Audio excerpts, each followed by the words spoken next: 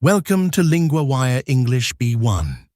Today, we have two stories: a tariff threat over wildfire smoke and China's reaction to UK control of British steel. To help you follow today's episode, full transcripts and vocabulary lookups are available at linguawire.com.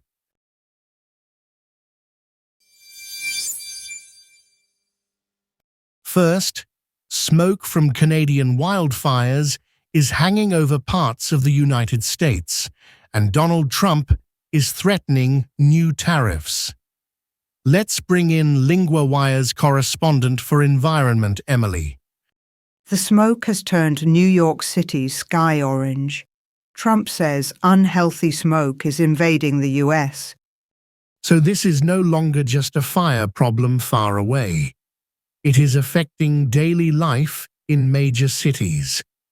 Exactly, and the timing matters, because Trump linked the smoke to trade, saying he may impose new tariffs on Canada. What made him go after Canada in this way? He pointed to the wildfires and blamed what he called willful negligence in forest care. He also said he would call Canadian Prime Minister Mark Carney to demand an explanation. That is a strong reaction, especially when the main problem is smoke and fire. It is. The scale is large. By Friday, Canada had about 888 active fires. More than 190 were in Ontario. Are officials saying the fires are under control? Many are not. The report says most fires were still burning out of control, which helps explain the wide smoke spread. And there is also a political side to this, right?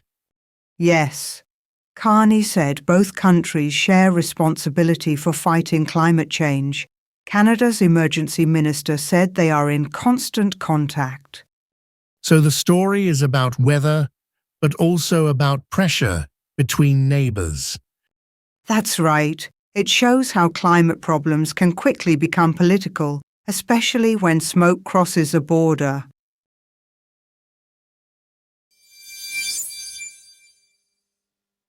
Our second story is about British steel, and China's government is pushing back hard against the UK's decision.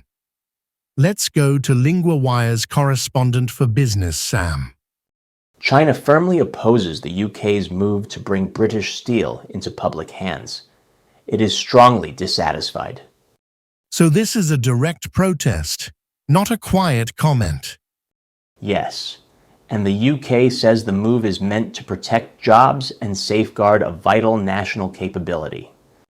What changed now? British steel was already under government control in some way, wasn't it?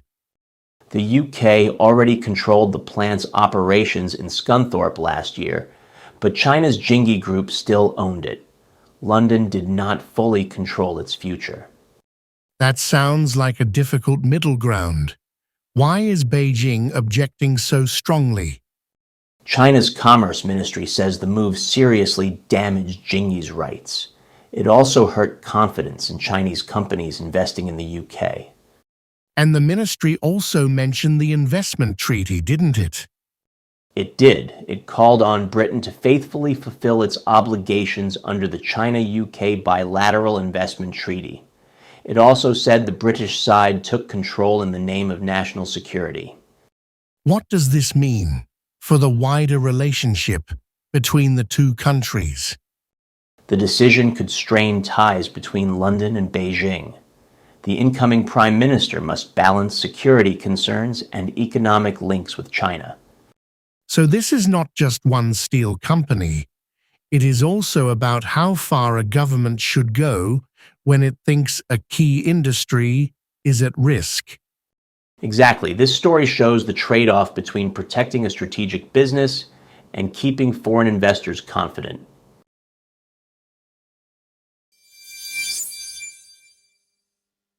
First, 3 words from story 1.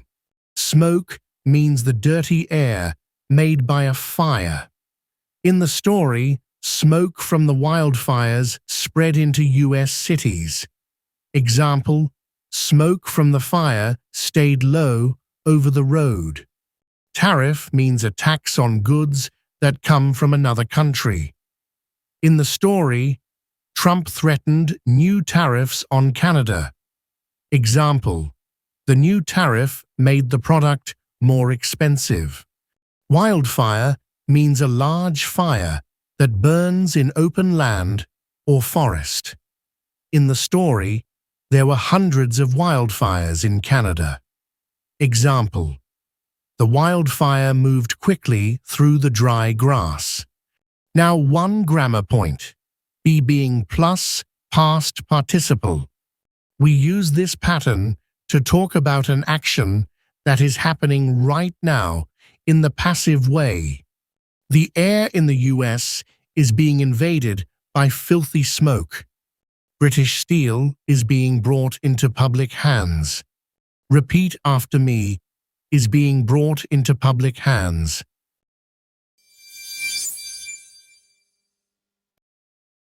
Thank you for listening to today's episode.